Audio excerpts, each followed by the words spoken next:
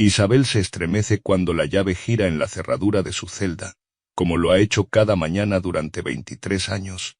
La luz invernal se cuela por la ventana enrejada, dibujando sombras alargadas sobre el suelo de piedra donde ella permanece sentada, inmóvil, con la mirada fija en algún punto invisible.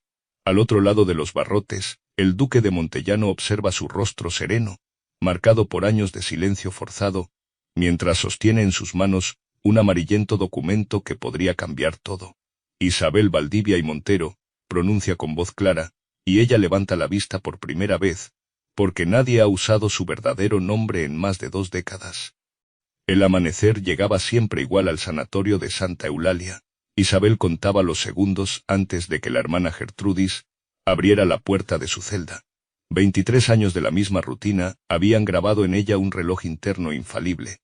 Buenos días, paciente 27, saludaba la monja sin esperar respuesta. Isabel ya no la ofrecía. Había aprendido que el silencio era su mejor aliado en aquel lugar donde cada palabra podía ser interpretada como un síntoma. Se levantaba con movimientos medidos, casi rituales, y extendía el brazo derecho para recibir la medicación diaria. Hoy está tranquila, comentaba siempre alguna enfermera a otra, como si ella no estuviera presente, no como la semana pasada. La semana pasada, Isabel había cometido el error de preguntar por la fecha exacta. Quería saber cuánto tiempo llevaba allí. La pregunta le valió 3 días de aislamiento y una dosis extra de láudano que la dejó sumida en pesadillas confusas. Su diagnóstico, escrito con tinta negra en el expediente que colgaba al pie de su cama, era tan elaborado como falso.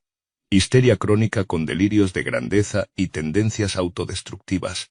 Isabel lo había leído una vez, cuando la dejaron sola durante la visita mensual del médico director. Lo que no decía el expediente era que su verdadero padecimiento era ser heredera de una fortuna considerable, sobrina de un hombre ambicioso, y mujer en un mundo donde la palabra femenina valía menos que el papel en que se escribía su internamiento. En los primeros años había luchado. Había gritado su nombre verdadero, había suplicado que contactaran con amigos de su difunto padre, había intentado escapar 2 veces. Cada intento resultó en castigos más severos y medicación más fuerte. Con el tiempo, Isabel aprendió a existir en un estado de ausencia presente. Estaba allí, pero no del todo. Observaba, escuchaba, recordaba, pero no reaccionaba. Era su forma de sobrevivir. La primera vez que vio al duque de Montellano, Isabel creyó que era otra alucinación provocada por la medicación.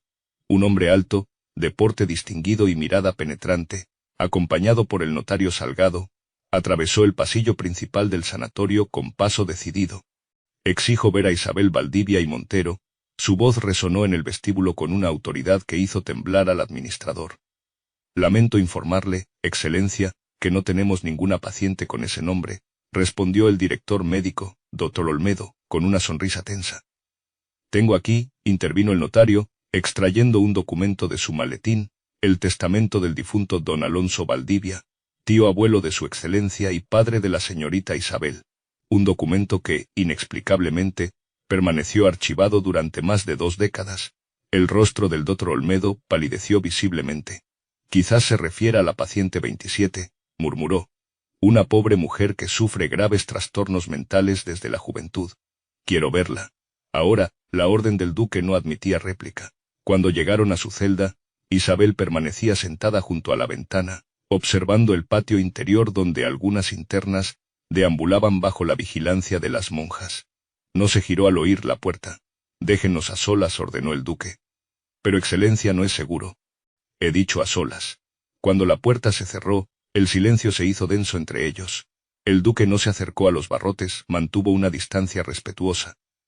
Isabel Valdivia y Montero, pronunció con claridad. Ella se tensó imperceptiblemente. Hacía tanto tiempo que nadie pronunciaba su nombre completo que sonaba extraño, como si perteneciera a otra persona, a otra vida. Mi nombre es Alejandro de Montellano. Tu padre y mi abuelo eran primos hermanos. Isabel se giró lentamente. Sus ojos, de un verde apagado por los años, se fijaron en los del duque sin esperanza, sin súplica, solo con una callada dignidad. He encontrado el testamento de tu padre, continuó él. Y creo que has estado aquí por una razón que nada tiene que ver con tu salud mental. Por primera vez en muchos años, Isabel sintió que algo se agitaba dentro de ella. No era esperanza, era algo más primario, la certeza de que la verdad, por fin, había comenzado a abrirse camino. En el despacho del Dr. Olmedo, el notario Salgado extendió sobre la mesa documentos amarillentos por el paso del tiempo. Este es el testamento original de don Alonso Valdivia, explicó el notario. Establece claramente que su hija Isabel heredaría la totalidad de sus bienes al cumplir los 25 años, quedando bajo la tutela de su tío, don Ernesto Valdivia. Hasta entonces, el duque observaba con frialdad al médico director, cuyo rostro alternaba entre la palidez y un rubor culpable. Isabel tenía 24 años cuando fue internada, continuó el duque, un año antes de poder reclamar su herencia. Su tío presentó certificados médicos que atestiguaban su incapacidad mental, se defendió Olmedo, señalando una carpeta gruesa. Todo está en regla. ¿En regla? El duque abrió la carpeta. Estos certificados están firmados por usted, doctor. Y curiosamente, las fechas de las supuestas crisis coinciden con los momentos en que Isabel podría haber cuestionado la administración de sus bienes. El notario extrajo otro documento. Hemos investigado las cuentas del sanatorio, su voz era metódica, implacable. Los pagos mensuales por el internamiento de la señorita Valdivia provienen de su propia fortuna, administrada por su tío, una fortuna que, según nuestros cálculos, debería ascender a más del doble de lo que consta actualmente. El médico comenzó a sudar visiblemente. Yo solo seguí las indicaciones del señor Valdivia. Él aseguraba que su sobrina sufría delirios. Delirios tan convenientes como su diagnóstico, doctor, cortó el duque. 23 años de encierro, mientras su herencia se desvanecía. La conspiración quedaba al descubierto. Un tío ambicioso, un médico cómplice, y una fortuna desviada mientras su legítima dueña permanecía encerrada, silenciada, borrada del mundo. Exijo la liberación inmediata de Isabel Valdivia. El duque se puso de pie. Y le advierto, doctor, que esto no terminará aquí. La justicia tendrá mucho que decir sobre lo ocurrido en este lugar. La ley, sin embargo, tenía sus propios ritmos y limitaciones. 3 semanas después de la visita del duque, Isabel se encontraba en un carruaje rumbo a la mansión de Montellano, pero no como una mujer libre. La legislación vigente no permite anular una declaración de incapacidad mental sin un proceso judicial completo, había explicado el abogado del duque. Podemos conseguir que salga del sanatorio, pero legalmente necesitará un tutor. Yo asumiré esa responsabilidad, declaró el duque sin dudar. Así Isabel pasó de una prisión a otra forma de tutela. Aunque el carruaje la alejaba del sanatorio, las cadenas invisibles de la ley seguían atándola. Sé que esto no es la libertad completa que mereces, le dijo el duque mientras viajaban, pero es un primer paso. Lucharemos por tu rehabilitación legal. Isabel observaba el paisaje a través de la ventanilla. Árboles, campos, pueblos, un mundo que había existido siempre más allá de los muros del sanatorio, y que ahora parecía irreal, demasiado amplio, demasiado luminoso. ¿Por qué? Fue la primera palabra que pronunció durante el viaje. El duque la miró, comprendiendo la pregunta no formulada completamente. Porque es lo justo, respondió simplemente. Y porque nadie merece ser borrado del mundo por conveniencia ajena. Al llegar a la mansión ducal, los sirvientes habían sido instruidos para tratar a la invitada con respeto, pero sin preguntas. Aún así, Isabel notó las miradas curiosas, los cuchicheos a su paso. Te he preparado habitaciones en el ala invernal, explicó el duque, mientras la acompañaba. Tienen vistas al jardín, y nadie te molestará allí. Las restricciones legales eran claras. Isabel no podía salir sola, no podía administrar bienes, no podía firmar documentos. Oficialmente, seguía siendo una incapacitada bajo tutela. Esa misma noche, los primeros rumores comenzaron a circular en los salones de la alta sociedad madrileña. ¿Quién era esa mujer misteriosa que el duque había traído a su casa? ¿Era cierto que la había sacado de un manicomio? ¿Qué relación tenían realmente? Mientras tanto, en su nueva habitación, Isabel se sentaba junto a la ventana, como había hecho durante años en su celda. Pero esta vez, las estrellas brillaban sin el obstáculo de los barrotes, y por primera vez en mucho tiempo, se permitió pensar en un futuro posible. El ala invernal de la mansión Montellano era un lugar de elegante austeridad, alejada del bullicio social que ocasionalmente animaba otras zonas de la residencia ducal, ofrecía a Isabel el silencio al que estaba acostumbrada, pero sin la opresión del encierro. Su habitación, Amplia y luminosa, con grandes ventanales que daban al jardín norte, se convirtió en su refugio. Durante las primeras semanas, apenas salía de ella. El mundo exterior, incluso limitado a los confines de la mansión, resultaba abrumador después de tantos años de horizonte restringido. ¿La señora desea algo más?, preguntaba María, la doncella asignada a su servicio, con una mezcla de curiosidad y recelo. Isabel negaba con la cabeza. Había olvidado cómo pedir, cómo expresar deseos. En el sanatorio, cualquier petición era interpretada como un síntoma de rebeldía o desequilibrio. Poco a poco, comenzó a explorar su nuevo entorno. Primero el pasillo, luego las salas adyacentes, siempre en horas donde sabía que no encontraría a nadie. Se movía como una sombra silenciosa, observadora. Los sirvientes la trataban con una cortesía distante. Isabel captaba sus miradas, algunas de compasión, otras de suspicacia. La loca del duque había escuchado murmurar una vez a un lacayo que no sabía que ella estaba cerca. El duque respetaba su espacio. No la presionaba con conversaciones ni expectativas. Cada mañana le enviaba una nota preguntando si necesitaba algo, si deseaba su compañía para alguna actividad. Isabel agradecía ese respeto a su silencio. Una tarde, mientras recorría la galería de retratos familiares, se detuvo frente al de una mujer joven con ojos penetrantes. Mi abuela, la voz del duque la sobresaltó. Dicen que también pasó por momentos difíciles, aunque nadie habla de ello. Isabel lo miró, sorprendida por la confesión. En esta casa, continuó él con suavidad, todos tenemos sombras que nos acompañan. No estás sola en eso. ¿Sabes leer?, preguntó el duque una mañana, mientras desayunaban en la pequeña terraza del ala invernal. Isabel asintió. Su padre le había proporcionado una educación inusualmente completa para una mujer de su época, antes que todo se truncara. Pero hace tanto tiempo, murmuró, sorprendiéndose a sí misma por hablar voluntariamente. Así comenzaron las sesiones en la biblioteca. El duque seleccionaba textos sencillos al principio, poesía, breves relatos. Isabel redescubría el placer de las palabras escritas, de las historias que la transportaban lejos del presente. Pronto, los textos literarios dieron paso a otros más prácticos, contratos, documentos legales, libros de cuentas. El duque observaba con creciente admiración cómo la mente de Isabel, lejos de estar deteriorada, mostraba una agudeza notable.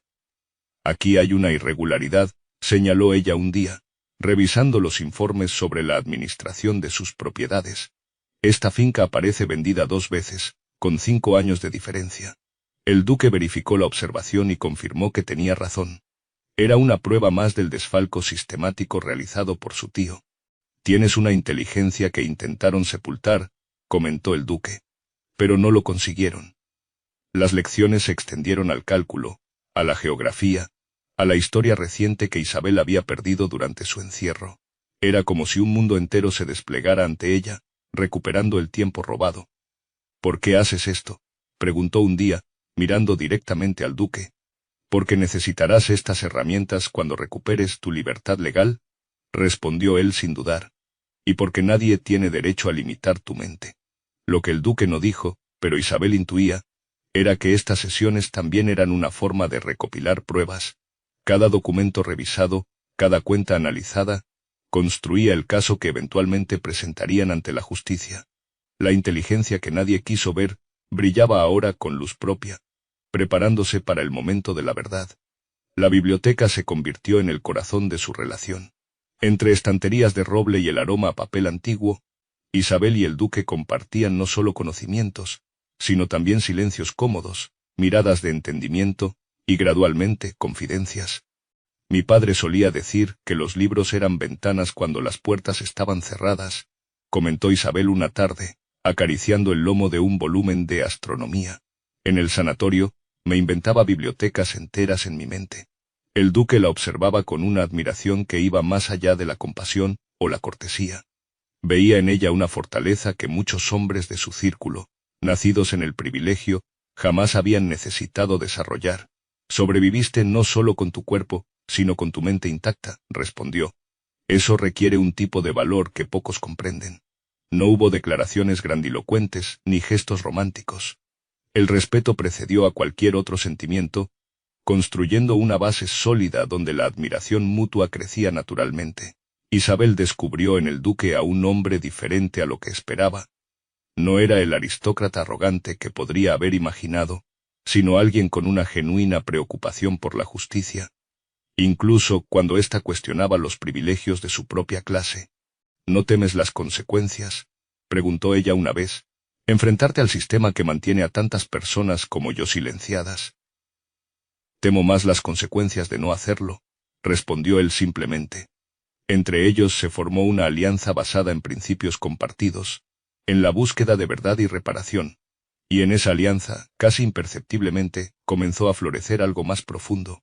Ninguno lo nombró, ninguno lo forzó. Ambos sabían que cualquier sentimiento debía nacer de la libertad, no de la gratitud o la dependencia. La primera carta llegó en un sobre sin remitente. El mayordomo la entregó durante el desayuno, junto con el resto de la correspondencia. El duque la abrió, su expresión endureciéndose mientras leía. ¿Qué ocurre?, preguntó Isabel notando su cambio. Nada importante, respondió él, guardando la carta en su chaqueta. Pero Isabel había aprendido a leer entre líneas, a captar los gestos que traicionaban las palabras. Algo andaba mal. Días después, el doctor Olmedo apareció en la mansión, solicitando una audiencia privada con el duque. Desde la ventana de la biblioteca, Isabel observó la llegada del médico que había supervisado su encierro durante años. Su cuerpo se tensó instintivamente. «Viene a presionar», explicó el duque más tarde. «Dice que tu caso está atrayendo atención indeseada sobre su institución. Ofrece un acuerdo para silenciar el asunto». «¿Qué le has respondido?» «Que la verdad no se negocia». Las cartas anónimas continuaron llegando. Algunas insinuaban escándalos sobre la reputación del duque, otras cuestionaban la cordura de Isabel, sugiriendo que manipulaba a su benefactor. El abogado del duque también trajo noticias inquietantes. El tío de Isabel había iniciado acciones legales para mantener el control sobre sus bienes, alegando que su sobrina seguía siendo mentalmente incapaz.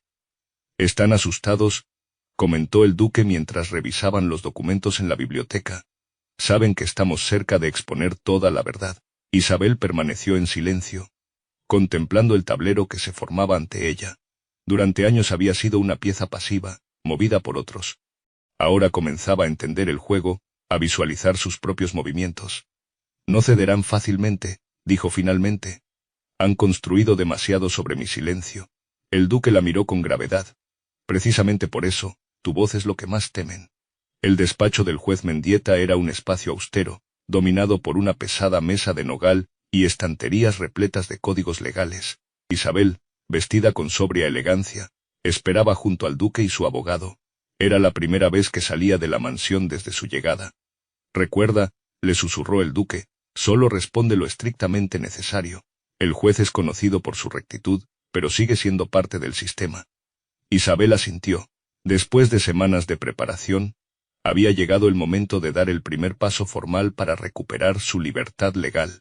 El juez Mendieta entró, seguido por el secretario judicial, para sorpresa de Isabel, por su tío Ernesto y el doctor Olmedo. La tensión en la sala se hizo palpable. «Estamos aquí para una audiencia preliminar sobre la revisión del estado de tutela de doña Isabel Valdivia y Montero», anunció el juez con voz monótona. El abogado del duque presentó la documentación reunida. El testamento original, los análisis de las cuentas manipuladas, testimonios de antiguos empleados del sanatorio. Cuando llegó el turno de Isabel para declarar, se levantó con dignidad. Había ensayado este momento, había preparado cada palabra para demostrar su lucidez y exponer la injusticia sufrida. «Señoría, durante 23 años he sido privada de mi libertad y de mi voz. Hoy quiero contar». «Un momento», interrumpió el duque, poniéndose de pie abruptamente. «Creo que deberíamos solicitar un receso antes de la declaración de la señorita Valdivia». El duque condujo a Isabel a una pequeña sala adyacente, cerrando la puerta tras ellos. Su rostro mostraba una mezcla de preocupación y determinación. «No puedes declarar ahora», dijo en voz baja pero firme. «He visto cómo el juez interactúa con tu tío. Hay algo que no está bien». Isabel lo miró fijamente, un frío reconocimiento extendiéndose por su pecho. «Me estás silenciando», no era una pregunta, sino una constatación dolorosa. «Es por tu bien», respondió él. «Si hablas ahora, podrían usar cualquier palabra tuya en tu contra. Necesitamos una estrategia diferente, por tu bien». Las mismas palabras que había escuchado durante años en el sanatorio. Las mismas justificaciones para negarle voz, para decidir por ella. Siempre es por mi bien, murmuró Isabel, retrocediendo un paso. Siempre son otros quienes saben qué es mejor para mí. Isabel, por favor, entiende. Lo entiendo perfectamente, su voz era tranquila, pero sus ojos reflejaban una decepción profunda. Creí que eras diferente. Regresaron a la sala de audiencias, donde el abogado del duque solicitó formalmente un aplazamiento, alegando nueva evidencia por examinar. El juez concedió la petición. Durante el trayecto de regreso a la mansión, Isabel permaneció en silencio. No era el silencio temeroso del sanatorio, sino uno nuevo, elegido, cargado de dignidad. Al llegar sin mirar al duque, se dirigió directamente al ala invernal. No huyó, no se escondió. Simplemente estableció una distancia que, aunque invisible, resultaba infranqueable. La historia parecía repetirse, pero esta vez, Isabel no se doblegaría. Esta vez el silencio era su elección, no su prisión. Los días siguientes transcurrieron en un extraño equilibrio. Isabel continuaba habitando la mansión, pero había trasladado su presencia al ala este, más alejada de los espacios comunes. El duque respetaba esa distancia, comprendiendo su significado sin necesidad de palabras. Cada mañana, como siempre, le enviaba una nota preguntando por sus necesidades. Isabel respondía con breves líneas corteses, agradeciendo su preocupación, pero declinando cualquier invitación a reunirse.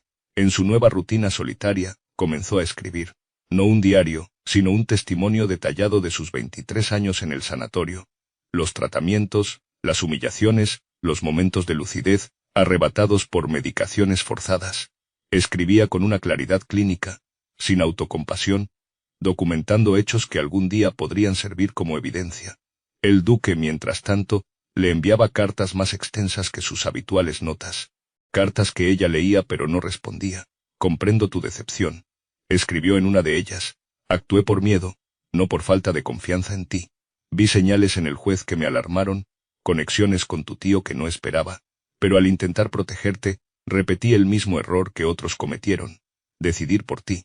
No puedo deshacer ese momento, pero te prometo que no volverá a ocurrir. Isabel guardaba estas cartas en una pequeña caja de madera. Las palabras del duque parecían sinceras, pero el daño estaba hecho. No era un daño irreparable, pero necesitaba tiempo para cicatrizar. Una tarde, desde la ventana de su habitación, vio al duque caminando solo por el jardín este, un espacio que rara vez visitaba. Parecía estar respetando su territorio, a la vez que buscaba una proximidad silenciosa. Isabel no salió a su encuentro, pero tampoco se apartó de la ventana. Era un pequeño gesto, apenas perceptible, de que la distancia quizás no sería permanente. El primer artículo apareció en la Gaceta de Madrid, un periódico de considerable influencia. Sin nombrar directamente a los involucrados, relataba el caso de un noble de alto rango, que había caído bajo el embrujo de una supuesta demente, con ambiciones de ascenso social. Es solo el comienzo, advirtió el abogado del duque, dejando el periódico sobre el escritorio.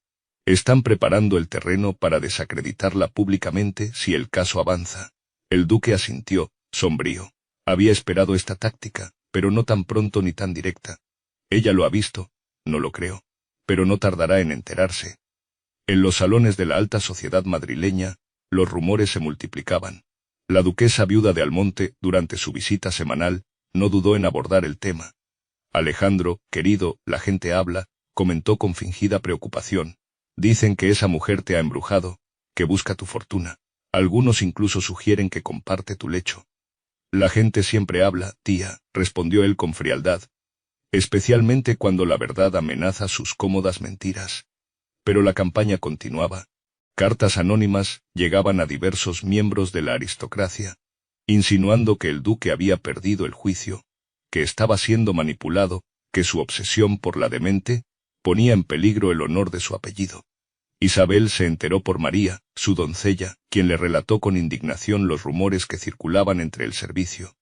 Dicen cosas horribles, señora, murmuró, que usted engañó al duque, que finge su cordura. Isabel recibió la noticia con una calma que sorprendió a la doncella. Después de todo lo vivido, las habladurías sociales parecían insignificantes. Dime, María, preguntó con suavidad, ¿tú crees que estoy loca? La joven la miró directamente, algo inusual en una sirvienta. Creo, señora, que hay más cordura en usted que en muchos que la juzgan sin conocerla. Isabel sonrió levemente. Un pequeño acto de fe en medio de la tormenta. La carta llegó en un sobre discreto, dirigida personalmente a Isabel. La remitente, Sor Catalina, había sido enfermera en Santa Eulalia, hasta su traslado a un convento en Toledo. Lo que le hicieron fue una injusticia que no puedo seguir callando, escribía la monja. He conservado estos registros, porque sabía que algún día la verdad debería salir a la luz. Adjuntos a la carta venían varios documentos. Copias de registros médicos donde se detallaban las dosis de medicamentos administrados a la paciente 27. Lo revelador no eran los medicamentos en sí, sino las anotaciones al margen. Aumentar dosis tras visita del abogado. Sedación completa para la reunión con el Serra Valdivia. Tratamiento punitivo por preguntar sobre sus propiedades. Isabel examinó los papeles con manos temblorosas. Aquí estaba documentada la evidencia de que la medicación no había sido terapéutica sino punitiva, diseñada específicamente para mantenerla dócil, cuando era conveniente para otros. Junto a los registros médicos, Sor Catalina incluía una lista con nombres y direcciones de antiguos empleados del sanatorio dispuestos a testificar sobre las prácticas irregulares. Muchos callamos por miedo, concluía la carta. Pero su valentía, al enfrentarse a quienes la silenciaron, nos da fuerza para hablar. Isabel permaneció inmóvil largo rato, sosteniendo estos documentos que validaban lo que siempre había sabido. No era solo su palabra contra la de médicos respetados. Ahora tenía pruebas tangibles. Con decisión repentina, se dirigió al escritorio y redactó una nota breve. Tengo algo importante que mostrarte. Si aún estás dispuesto a escucharme, te espero en la biblioteca esta tarde. Hizo llamar a María, y le entregó el mensaje para el duque. Era hora de romper el alejamiento. La verdad no podía esperar más. Esta vez, no permitiría que nadie hablara por ella. La biblioteca estaba iluminada por la suave luz del atardecer, cuando Isabel extendió los documentos sobre la mesa. El duque los examinó en silencio, su rostro endureciéndose con cada página que leía. Esto es, comenzó, pero las palabras parecían insuficientes ante tal evidencia de crueldad sistemática. Es la prueba que necesitábamos, completó Isabel. No solo de mi cordura, sino de la premeditación con que me mantuvieron silenciada.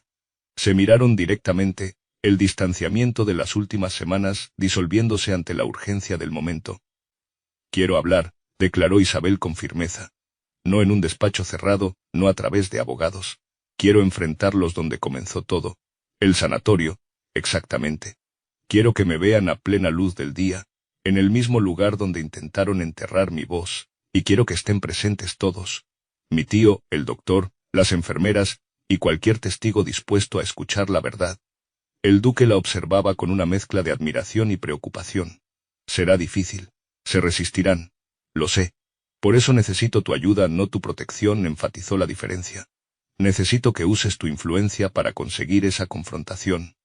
Pero cuando llegue el momento, debes prometerme que no intervendrás. Esta vez debo hablar yo misma. El duque asintió lentamente. Tienes mi palabra.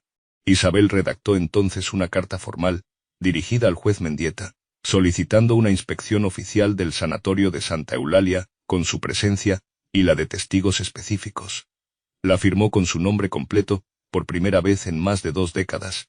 Mañana comenzaremos los preparativos, dijo el duque, tomando la carta. ¿Estás segura de esto? Isabel miró hacia la ventana, donde el sol comenzaba a ponerse.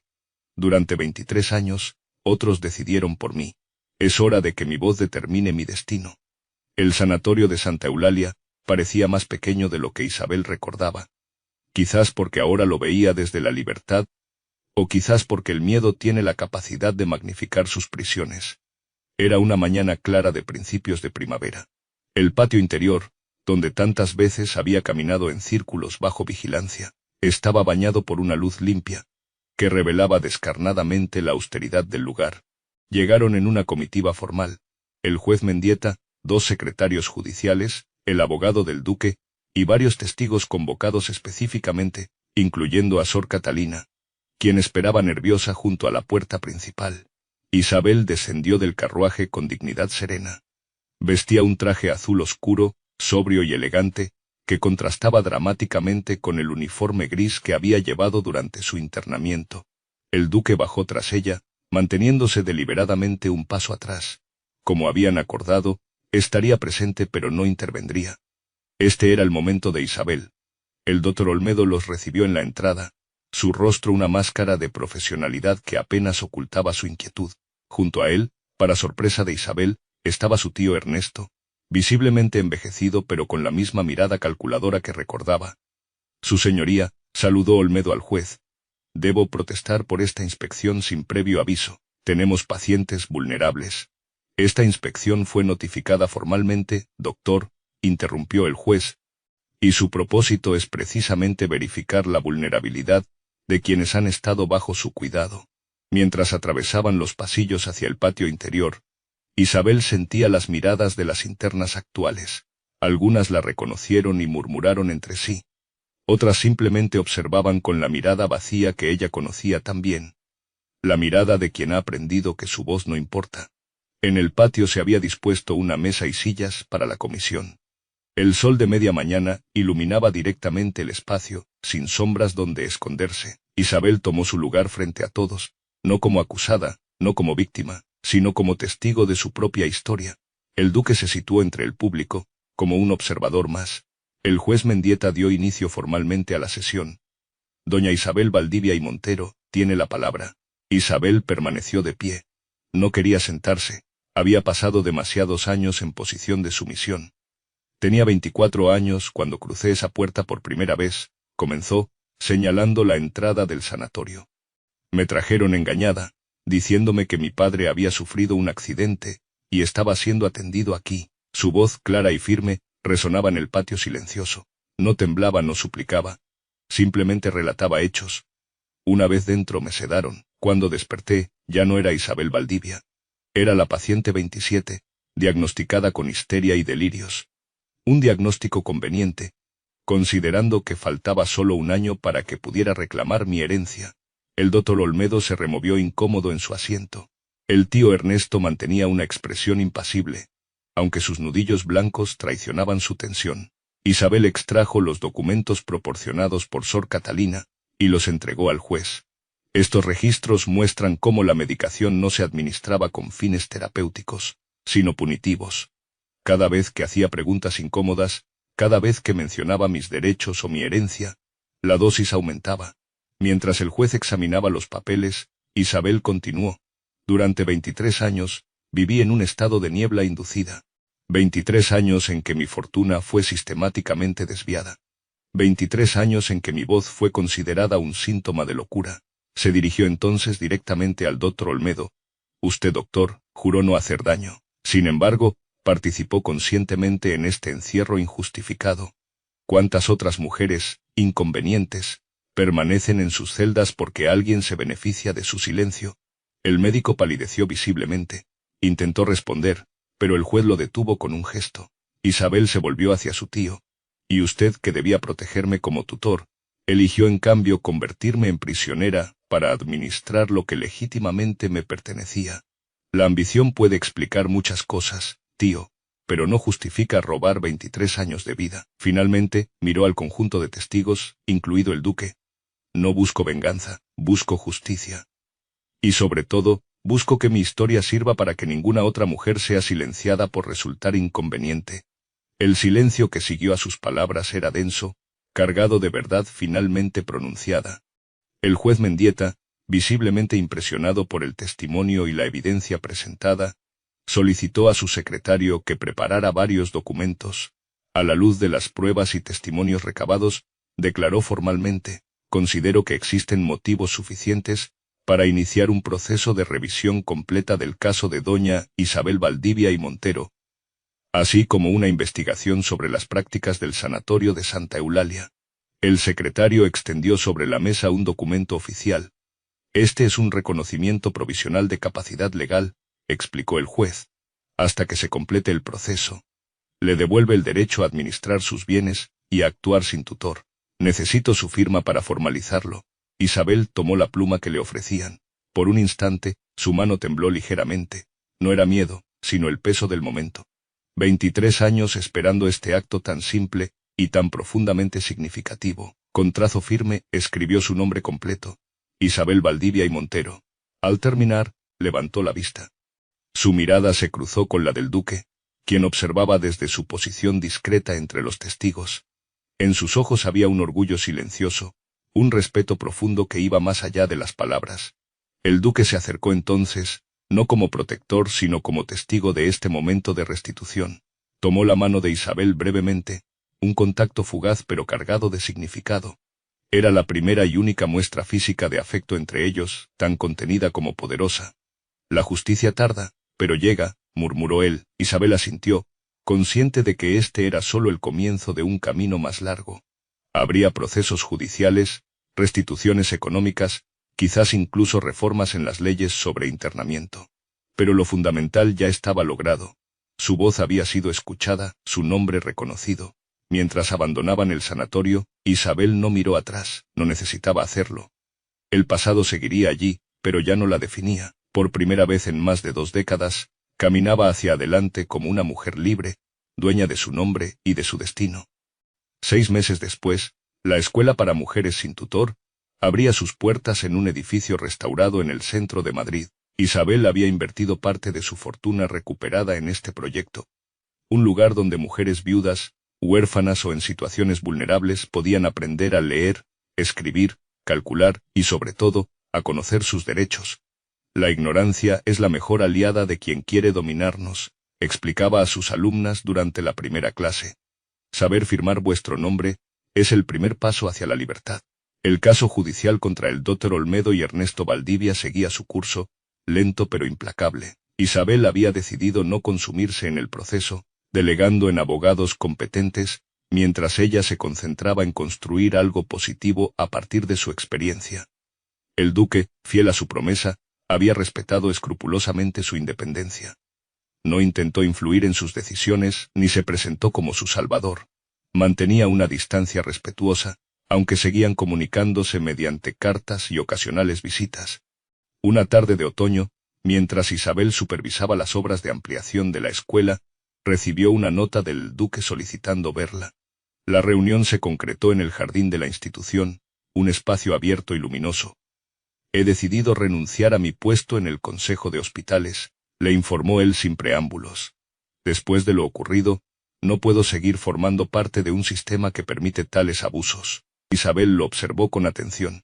Había en él una humildad nueva, un reconocimiento de los límites del poder, incluso cuando se ejerce con buenas intenciones. ¿Qué harás ahora?, preguntó. Apoyaré reformas desde fuera de las instituciones.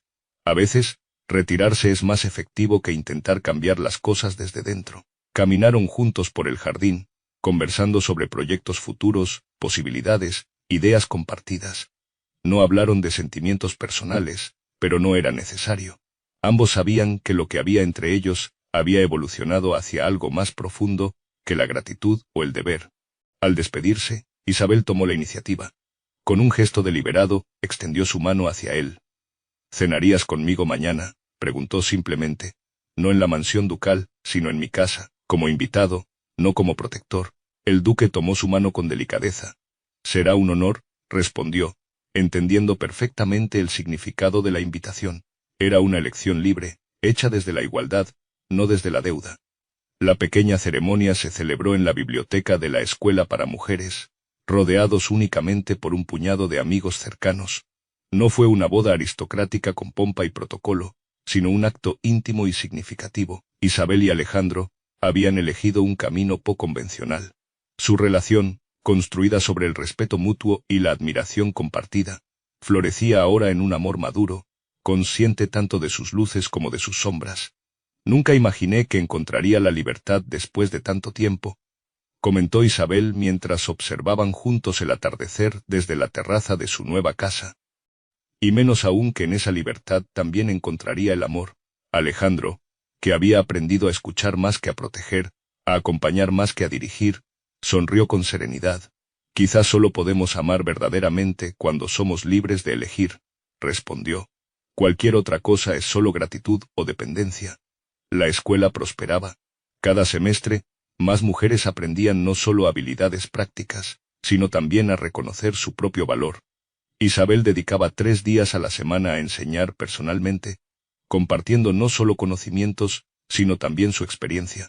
El caso judicial había concluido con la inhabilitación del Dr. Olmedo y una compensación económica que Isabel destinó íntegramente a crear un fondo para mujeres en situación vulnerable. Alejandro, por su parte, había encontrado un nuevo propósito apoyando reformas legislativas sobre internamiento involuntario y derechos de los pacientes. Juntos, sin fusionarse, cada uno manteniendo su espacio y su propósito, construían una vida que honraba tanto el dolor del pasado como la esperanza del futuro. ¿Sabes qué es lo más valioso que he aprendido?, preguntó Isabel una noche, mientras compartían lecturas en su biblioteca. Que la verdadera sanación no está en olvidar el pasado, sino en transformarlo en algo que ayude a otros. Alejandro tomó su mano con delicadeza, y que el amor verdadero no rescata, añadió. Acompaña.